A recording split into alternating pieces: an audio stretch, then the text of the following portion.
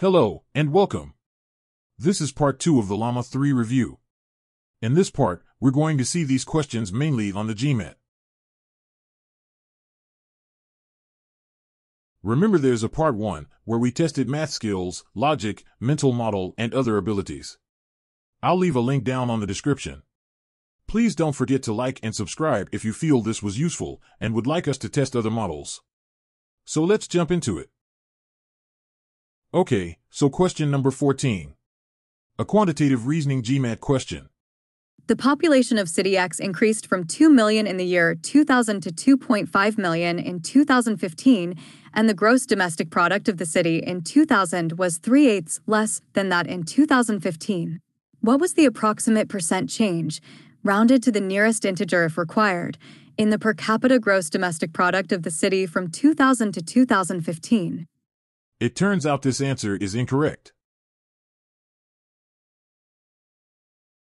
It says, so, the per capita GDP increased by approximately 60% from 2000 to 2015. And if we look at the correct answer,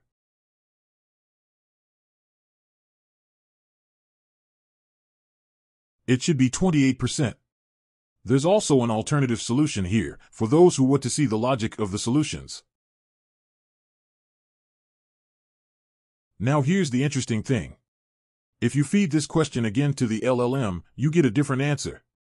And that's the problem with these LLMs currently. You don't have consistency on math, something that should be exact.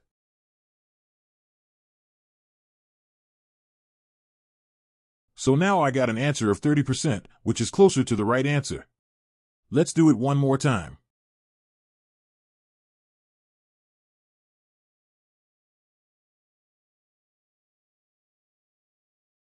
Now I get 17%. So you see, you get inconsistent results, which compromises putting these models into production for some applications. I tested the same thing on Grok and got the same inconsistencies.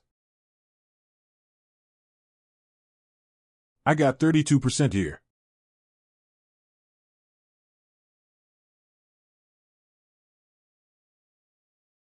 And now 28%, which is the right answer.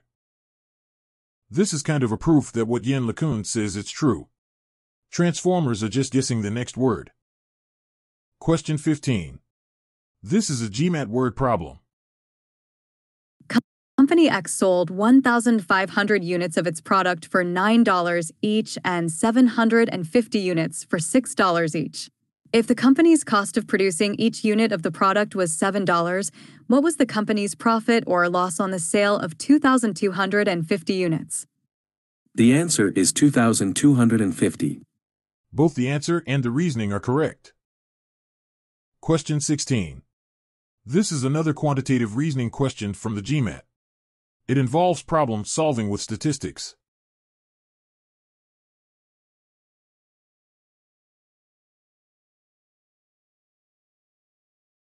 The mean and the median of 7 distinct positive integers is 30. If the 7 integers are such that their product is maximum, what is the product of the smallest and the largest integers?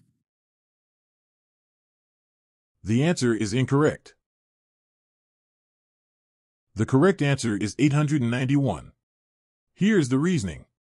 You can pause the video if you want to look through the details.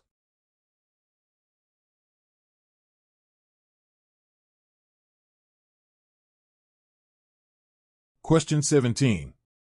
This is a GMAT data sufficiency problem. The way this works is you're given 2 statements and you have to decide which ones are truly needed to solve the problem. So let's read through the question. If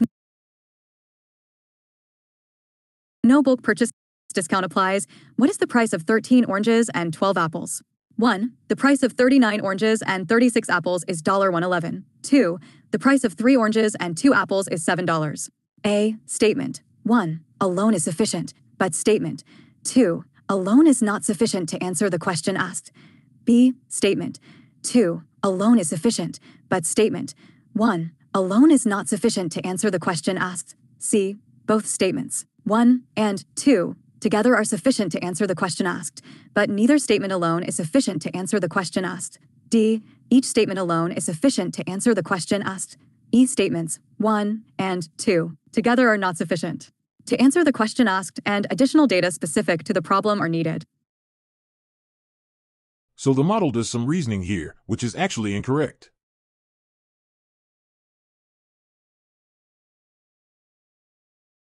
It arrives at the conclusion that B should be the correct answer, which is wrong. In reality, letter A is the correct statement. Statement 1 alone is sufficient, but statement 2 alone is not sufficient to answer the question. The justification is that you can actually take statement 1 and divide by 3, and you get what the examiner is asking for.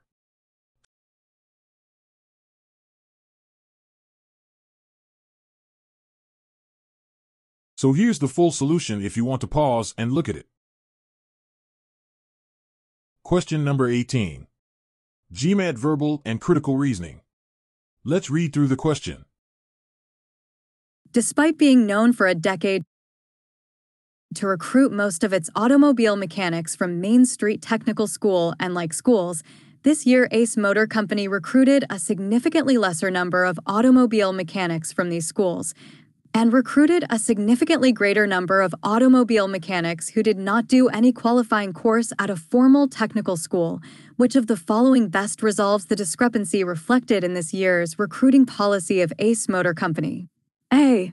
3 years back, Ace Motor Company had a major restructuring in its production department. B. One of the reputed automobile industry magazines ranked Downhill Technical School ahead of Main Street Technical School. C. Ace Motor Company opened its in-house technical training school to train newly recruited automobile mechanics. D. The salary gap between the recruits who did a qualifying course from a formal technical school and those who did not is narrowing. E. The automobile mechanics who do not do a qualifying course from a formal technical school have always been talented, but they could not afford the fee for such a course. LLAMA-3 answered this one correctly. The correct answer is C. Ace Motor Company opened its in-house technical training school to train newly recruited automobile mechanics. The discrepancy in this year's recruiting policy is that Ace Motor Company, which usually recruits most of its automobile mechanics from Main Street Technical School and similar schools, has recruited a significantly lesser number of mechanics from these schools and a significantly greater number of mechanics who did not attend a formal technical school. This suggests that Ace Motor Company may have found an alternative source of training for its mechanics. Option C provides a plausible explanation for this change in recruiting policy. By opening its own in-house technical training school, Ace Motor Company can now train its own mechanics, reducing its reliance on external technical schools like Main Street Technical School. This would explain why the company has recruited fewer mechanics from these schools and more mechanics who did not attend a formal technical school. Here's the reasoning if you want to look at it.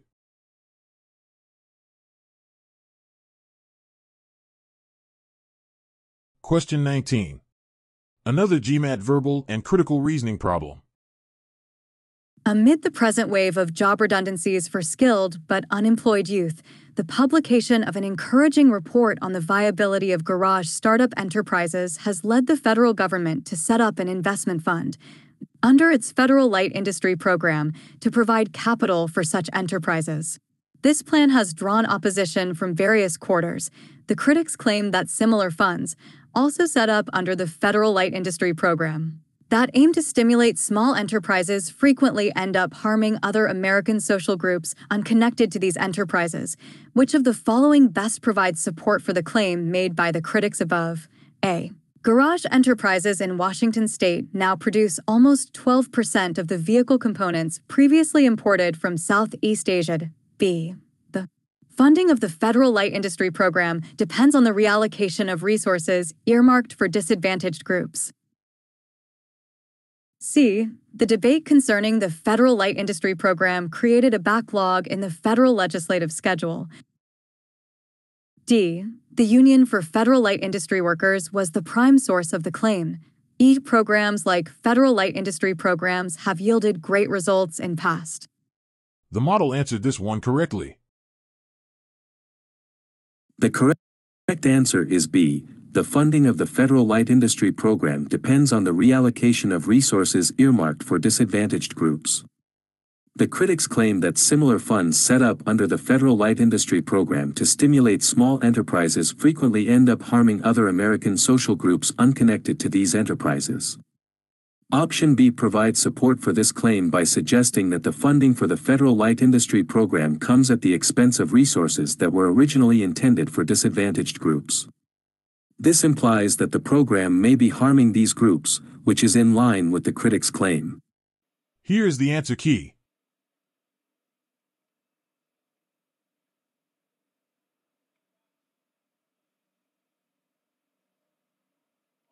Okay, so question number 20.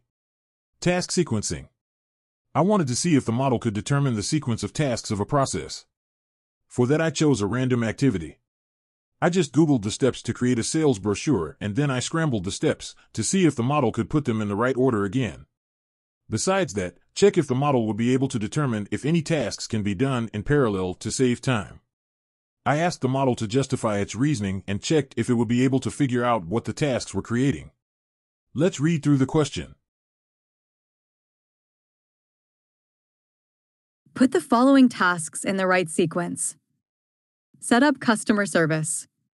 Select visuals and graphics. Study competitors. Write copy following the IDA, attention, interest, desire, action, framework. Determine target audience. Create an outline. Print. Distribute and mail. Define layout. Review and revise. Determine objective output your answer as a Python list with only the numbers representing each task placed in the right order. Check if any tasks can be done in parallel to save time. Explain your reasoning. What are these tasks creating? So here's the model's answer. I agree with everything except for task number 1. Set up customer service is an independent process from the other tasks which are creating a sales brochure. So I would accept it as either as the first or the last task, but ideally the first. Because you can set up your customer service while you're creating the sales brochure. And that would be the most efficient. The model chose to parallelize tasks 2, 3, and 6, but ideally these shouldn't be parallelized. You want to study the competitors, then create the outline, and then select the visuals. It was interesting that it picked up that task 1 was somewhat out of place and it tried to parallelize it with task 10. But in reality, task 1 should be parallelized with task 5, starting both processes simultaneously. Let's read through the model's justification. As for tasks that can be done in parallel, the following can be done simultaneously. Tasks 2, 3, and 6, selecting visuals and graphics, studying competitors, and defining the layout can be done concurrently, as they don't depend on each other. Tasks 1 and 10, setting up customer service and reviewing/revising the content can be done in parallel, as they don't directly impact each other. These tasks are likely creating a direct mail marketing campaign, such as a brochure, flyer, or catalog. The objective is to create a persuasive piece of content that grabs the attention of the target audience, generates interest, creates desire, and encourages action. Question 21. I was going to do a sequel question for question number 21, but then I realized I don't have a good test set and a way of testing the model's answer. Unless I could use maybe ChatGPT to check if the query was right. Let me know in the comments if you think this would be acceptable. So I decided to change the question for a bond net value calculation. Let's read through the question. I would like you to calculate the net return rate and value of investment A of $1,000 in a bond that has an APY of 11.25%, a custody charge of 0.1% charged every semester, charged on principal plus interest, and a 20% yearly income tax rate. The investment will stay in the bank for 1 year. I would like you to take into account compounding interest, so you should convert the APY to a monthly rate to take into account interest compounding. Considering that I have investment B that is giving me an APY of 9% tax-free, where should I invest the $1,000? So let's analyze the model's answer. It made a few mistakes first, and this is the problem with all models currently. They can't get the necessary precision down to the number of decimals that you actually need. The correct answer here would be 0.00892. So we started getting an error right there. Then the next thing. LLAMA calculated the interest for the whole period. And what you need to do actually is to calculate the interest for the first 6 months, apply the custody charge on the first semester.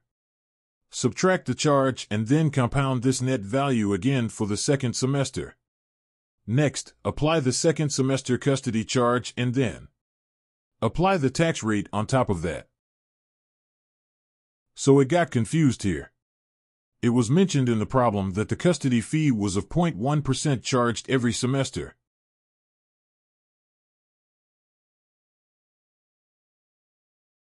It divided that by 2 when it shouldn't. This should be 0.1 per semester, so it should apply the 0.1 on the first 6 months and then, like I mentioned, compound what was left of the money for another 6 months. Next, apply the custody charge. And then, the tax.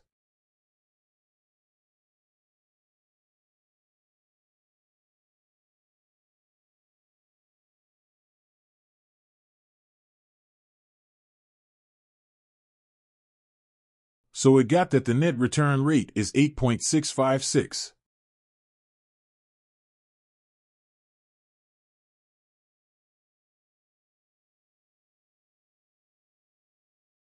And the real rate should be 8.82.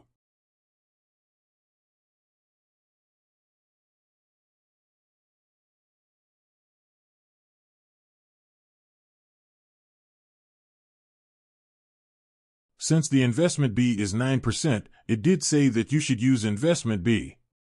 So, I'll give it about a 6 out of 10 because it had some logic and calculation errors. Okay, now just for comparison.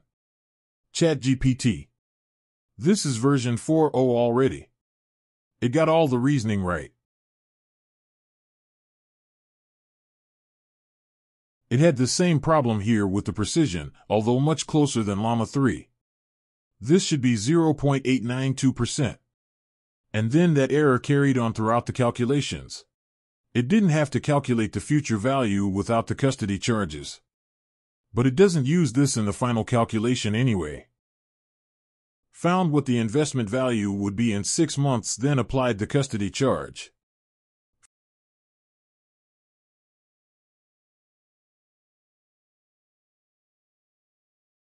Found that you should charge $1.05.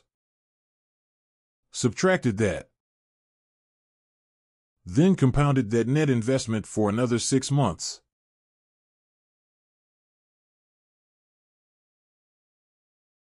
Applied the second custody charge.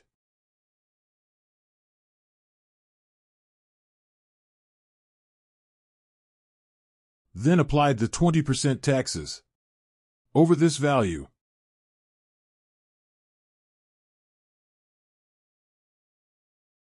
Found the net value of the bond. And then calculated the net rate of return. It didn't have to do this step 6.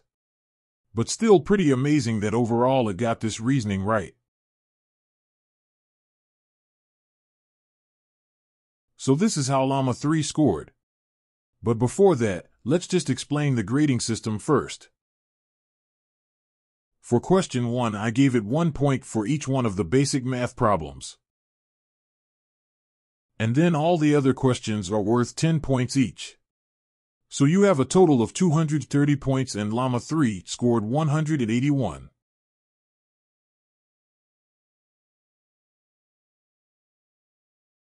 Which is equal to 78.7%. Okay guys, see you on the next one.